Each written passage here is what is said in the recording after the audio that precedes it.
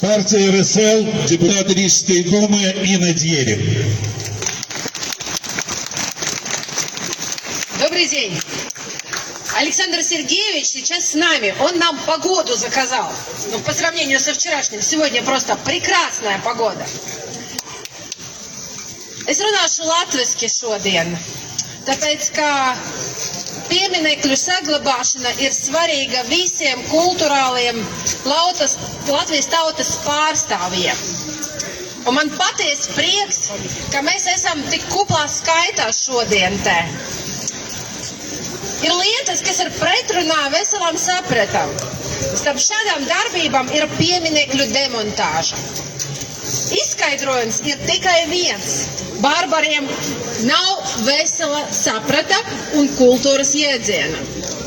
Viņi paaugstina sev algas un viņi demolē pieminekļus. Krieviski ir teiciens lamать не строить. Ko pārmaiņu koalīcija pa 3 gadiem ir izbūvējusi, ja? Un ko viņi ir salauzuši. Nu, mēs visi to zinām, jautājumi ir retoriski. Puškina darbi ir tulkoti 200 pasaules valodās, un dažās valodās pat viņa īsajā dzīves laikā. Tas nav tikai Krievu mantojums, tas ir pasaules mantojums. Vai piemineklis Puškinam var apdraudēt kādam nacionālo identitāti? Notiekošais ir ne tikai uzbrukums Krievu kultūrai, bet arī Latvijas kultūrai. Līdz 19. gadsimta beigām gandrīz visi Puškina darbi bija iztulkoti latviešu valodā.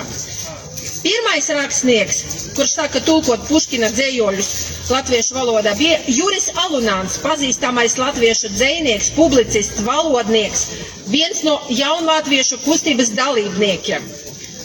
1872. gadā daudzus Puškina darbus tulkojas arī cits latviešu dzejnieks un rakstnieks Kaudzītes Mātis, kurš 1877. gada iztulkoja Kaukāza Gusekni. Vēlāk parādījies Puškina darba Nāra tulkojums. Tulkojuma autors bija rakstnieks, publicists, valodnieks Dāvis Kāžoks.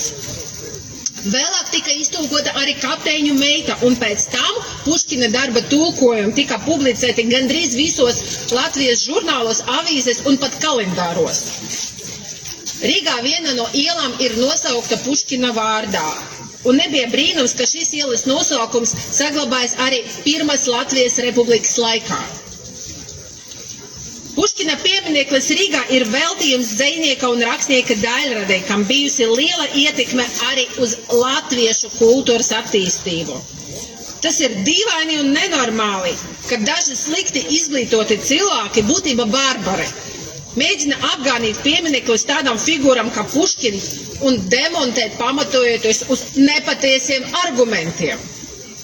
Savu runu vēlos beigt ar citātu no 1899. gada laikraksta Baltijas vēstnesis raksta ar nosaukumu Puškins latviešu literatūrā.